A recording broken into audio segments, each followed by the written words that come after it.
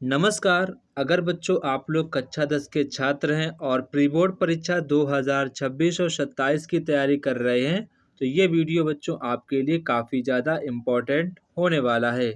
बच्चों आज हम लोग सामाजिक विज्ञान के लिए एक इम्पोर्टेंट और न्यू क्वेश्चन पेपर सॉल्व करेंगे, जो कि बच्चों आपके प्री बोर्ड परीक्षा में पूछा जाएगा। बच्चों ये क्वेश्चन पेपर आपका एनसीईआरटी पैटर्न पर आधारित है, जो कि बच्चों आपके बोर्ड एग्ज़ाम के लिए काफ़ी ज़्यादा इम्पोर्टेंट है। बच्चों मैंने सामाजिक विज्ञान के लिए ओनली 10 क्वेश्चन पेपर बनाए हैं, जिसमें मैंने बच्चों सभी के सभी इम्पोर्टेंट क्वेश्चन रखे हैं। जितने भी आपके बोर्ड एग्ज़ाम के लिए इम्पोर्टेंट क्वेश्चन बन सकते हैं, वो यहाँ पर बच्चों मैंने रखे हैं। अगर बच्चों आप लोग इन 10 क्वेश्चन पेपर की ईमानदारी के साथ प्रैक्टिस कर लेते हैं, तो बच्चों 100% आप लोगों के बोर्ड एग्ज़ाम में 70 में से आप लोगों के 65 प्लस मार्क्स 100% आएंगे। क्योंकि यहाँ पर बच्चों मैंने सभी के सभी इम्पोर्टेंट क्वेश्चन ही रखे हैं, जो कि आपके बोर्ड एग्ज़ाम में पूछे जा सकते हैं। तो बच्चों आप सभी लोग इन 10 क्वेश्चन पेपर की ईमानदारी के साथ प्रैक्टिस करना है, ताकि आप लोगों के बोर्ड एग्ज़ाम में अच्छे मार्क्स आ सकें। बच्चों ये आज हमारा चौथा क्वेश्चन पेपर है। इससे पहले बच्चों मैंने question paper number first, question paper number second, question paper number third को अपलोड कर दिया है, जिसको बच्चों आप लोग देख सकते हो। तो बच्चों सबसे पहले आपको एग्जाम में खंड आ यानी कि बच्चों आपको बहुविकल्पी प्रश्न आपको देखने को मिलेंगे। तो बच्चों सबसे पहले आपका ये टारगेट होना चाहिए कि आपके हर एक सब्जेक्ट में 20 आउट ऑफ 20 एमसीक्यू सही होने चाहिए। ये बच्चों आपका टारगेट होना चाहिए। अगर बच्चों आप लोगों ने इतना कर लिया, तो 100% आप लोगों के बोर्ड एग्ज़ाम में अच्छे मार्क्स आएंगे। क्योंकि बच्चों एमसीक्यू बहुत ही ज़्यादा हमारे नंबर्स में रोल करेंगे, क्योंकि ये आपके एमसीक्यू 20 नंबर के हैं। तो जिस बच्चे के हर एक सब्जेक्ट में सारे एमसीक्यू सही चले गए, तो 100% उसके अच्छे मार्क्स आएंगे। तो बच्चों हम यहाँ पर आपको जितने भी आपको एमसीक्यू करा रहे हैं, उनकी आपको अच्छे प्रकार से तैयारी करनी है। और हम आप लोगों को बोर्ड एग्ज़ाम से पहले कुछ एमसीक्यू की तैयारी करवाएंगे, जो कि आपके बोर्ड एग्ज़ाम के लिए काफ़ी ज़्यादा इम्पोर्टेंट रहेंगे। तो बच्चों यहाँ पर आपका जो पहला क्वेश्चन है, इटली के एकीकरण में किसका योगदान था? तो बच्चों किसका योगदान था? मेजनी का योगदान था। तो यहाँ पर आपका ऑप्शन नंबर बी वाला करेक्ट आंसर हो जाएगा। इसके बाद यहाँ पर आपसे कह रहे हैं कि राष्ट्रीयवाद का प्रारंभ किस देश से हुआ था? बच्चों राष्ट्रीयवाद का जो प्रारंभ है बच्चों, फ्रांस देश से हुआ था। इनमें से मित्र राष्ट्र कौन से हैं? तो यहाँ पर आपको बताना है कौन से आपके मित्र राष्ट्र आते हैं। वो जो आपका ब्रिटेन है, ठीक है, एक आपका फ्रांस है, और आपका यहाँ पर रूस है। तो यहाँ पर आपका ऑप्शन नंबर ए वाला करेक्ट आंसर हो जाएगा। इसके बाद क्वेश्चन नंबर आपका 4 है, ऑटोमोबाइल्स के उत्पादन में असेंबली लाइन की अवधारणा किसने अपनाई थी? वो यहाँ पर आपको बताना है। बच्चों वो अपनाई थी आपके हेनरी फोर्ड ने। किसने अपनाई थी? हेनरी फोर्ड ने अपनाई थी। ठीक है, तो यहाँ पर आपको ऑप्शन नंबर सी वाला करेक्ट आंसर हो जाएगा। भारत का किस बंदरगाह से विदेशों के साथ व्यापार होता है? तो वो ऐसा कौन सा बंदरगाह है जहाँ से हमारे देश का जो व्यापार है किसी दूसरे देश के व्यापार के साथ होता है? वो जो आपका है सूरत। कौन सा है? सूरत। तो यहाँ पर आपको ऑप्शन नंबर बी वाला करेक्ट आंसर हो जाएगा।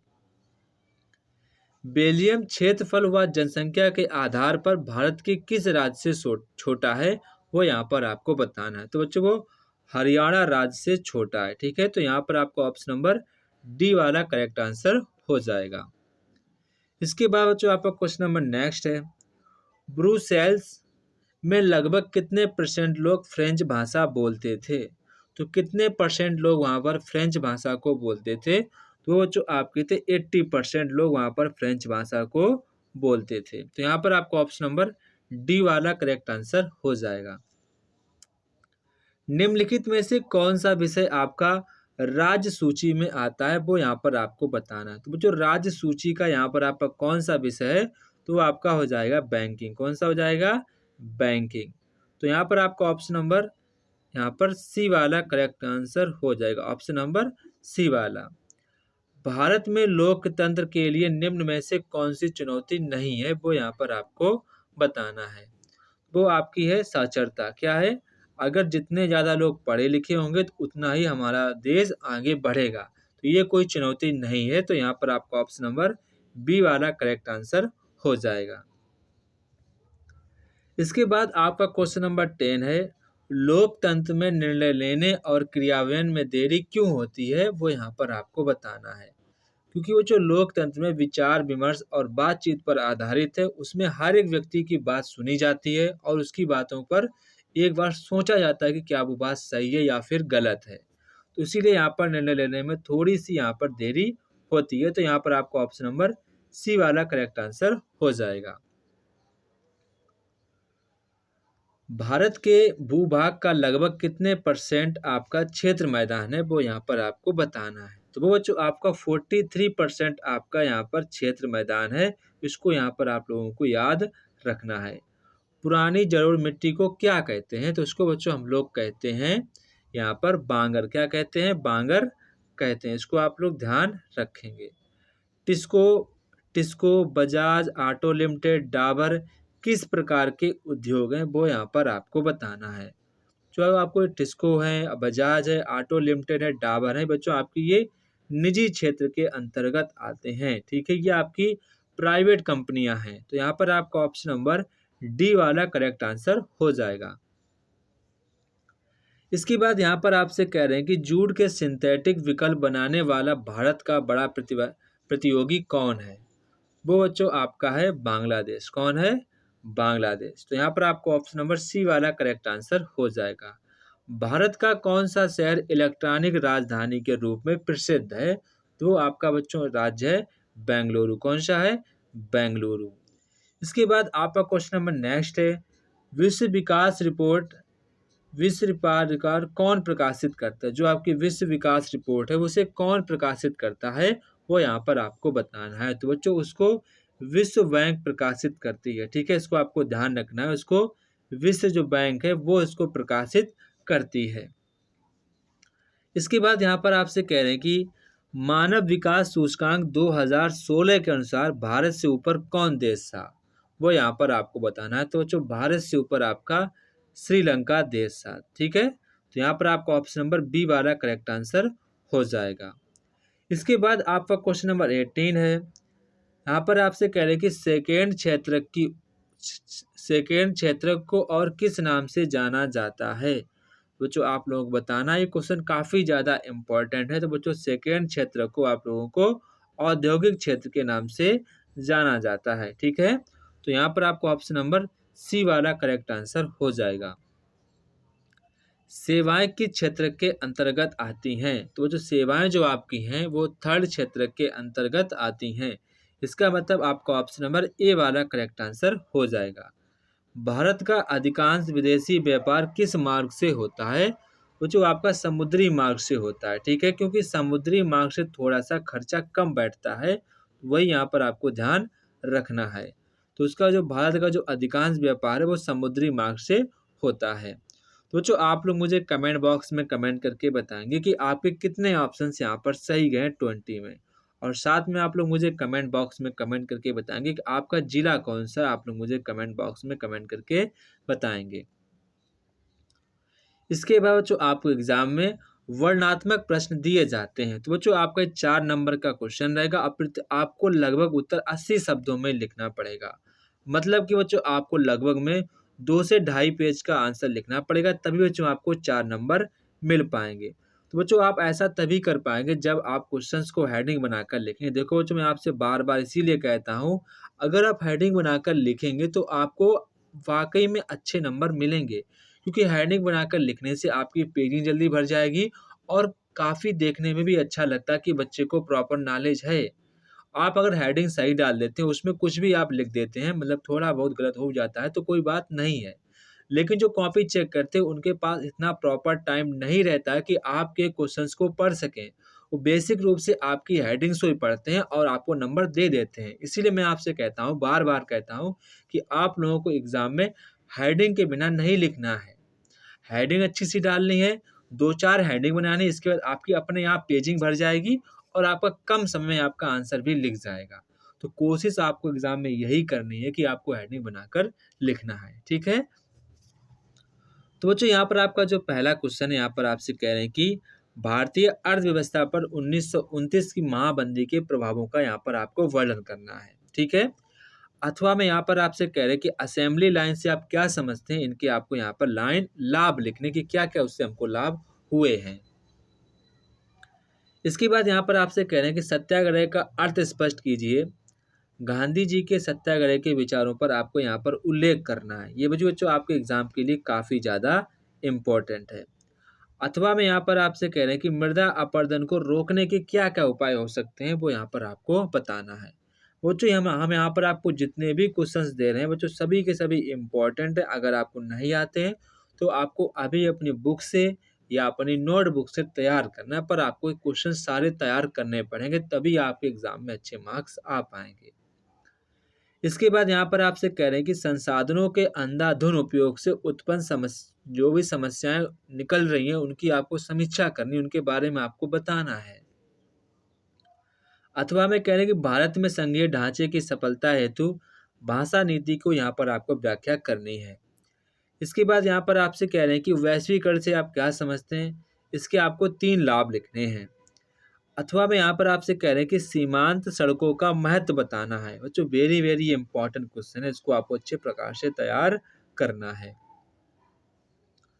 इसके बाद जो आप लोगों के एग्जाम में वर्णनात्मक प्रश्न आते हैं, जहाँ पर जो आपको लॉन्ग आंसर कहते हैं, तो बच्चों लॉन्ग आंसर लगभग बच्चों आपको 3 से 3.5 हो सके तो आप 4 पेज का भी आंसर लिखेंगे, तभी बच्चों आपको 6 नंबर दिए जाएंगे।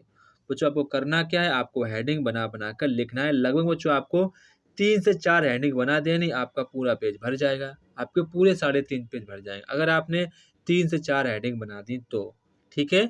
और बाद में हेडिंग बना देना निष्कर्ष, और आपका आसान हो जाएगा, ठीक है। तो ये बातें आपको ध्यान रखनी है। अगर ये बातें आपने बोर्ड एग्जाम में फॉलो कर ली तो 100% आप लोगों के बोर्ड एग्जाम में अच्छे मार्क्स ही आएंगे। तो बच्चों यहाँ पर आपका जो पहला क्वेश्चन है, लोकतंत्र से आप क्या समझते हैं, इसे उत्तरदायी जवाब दे और वैध शासन क्यों कहा जाता है, वो यहाँ पर आपको बताना है। ये बच्चों क्वेश्चंस आपके एग्जाम के लिए काफ़ी ज़्यादा इम्पोर्टेंट है। अथवा में यहाँ पर आपसे कह रहे हैं कि लोकतांत्रिक शासन सामाजिक विभिन्नताओं के साथ किस प्रकार से सामंजस्य बनाता है, वो यहाँ पर आपको बताना है। इटली का एकीकरण कैसे, वो बताना है। और जर्मनी का एकीकरण कैसे, वो यहाँ पर आपको बताना है। क्वेश्चन आपका अथवा में क्वेश्चन है। अलौह खनिज किसे कहते हैं, उनके आपको प्रकार बताने हैं। अथवा में कह रहे हैं कि परिवहन व संचार के संसाधनों या साधनों को अर्थव्यवस्था की जीवन रेखा क्यों कहा जाता है, वो यहाँ पर आपको बताना है। इसके बाद यहाँ पर आपसे कह रहे हैं कि भारतीय अर्थव्यवस्था में अधिक रोजगार के विकास हेतु उपायों की यहाँ पर आपको व्याख्या करनी है। अथवा में कह रहे हैं कि मुद्रा किस प्रकार का वस्तु विनिमय की समस्या का समाधान करती है, यहाँ पर आपको उदाहरण सहित यहाँ पर आपको समझाना है। बच्चों ये भी क्वेश्चन आपके एग्जाम के लिए काफ़ी ज़्यादा इम्पोर्टेंट है। इसके बाद जो आपका यहाँ पर खंड द आता है, जहाँ पर जो आप लोगों से मानचित्र से संबंधित आप लोगों से क्वेश्चंस पूछे जाते हैं। वो जो पहला यहाँ पर आपका जो क्वेश्चन है, आपका संसद भवन कहाँ पर है, वो यहाँ पर आपसे पूछा गया है। तो जो आप लोगों सभी को पता है, जो आपका संसद भवन है वो आपका नई दिल्ली में स्थित है। कहाँ पर आपका है, नई दिल्ली में स्थित है। बच्चों अब तो आपका संसद भवन नया बन गया है, ठीक है, तो वो आपका नई दिल्ली में स्थित है। वह स्थान जहाँ पर आपका सेंट्रल हिंदू कॉलेज स्थापित हुआ था, तो वो बच्चों आपका कौन सा स्थान है, वो यहाँ पर आपको बताना है। तो बच्चों आपका वो है वाराणसी। कौन सा है, वाराणसी, ठीक है, वाराणसी, जो कि आपका उत्तर प्रदेश में पड़ता है। बच्चों आप लोग कमेंट बॉक्स में कमेंट करके बताएंगे कि वाराणसी से कौन कौन है, वो यहाँ पर मुझे कमेंट करके बताएंगे।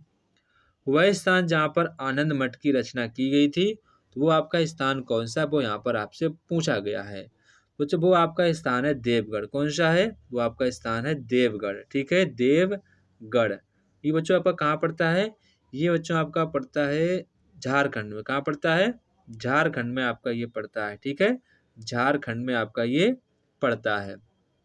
इसके बाद यहाँ पर आपसे कह रहे हैं कि उलगुलान बिरसा मुंडा का क्षेत्र कौन सा था, वो यहाँ पर आपको बताना है। तो बच्चों वो आपका क्षेत्र था रांची। क्या था, रांची, ये भी बच्चों आपका झारखंड में पड़ता है।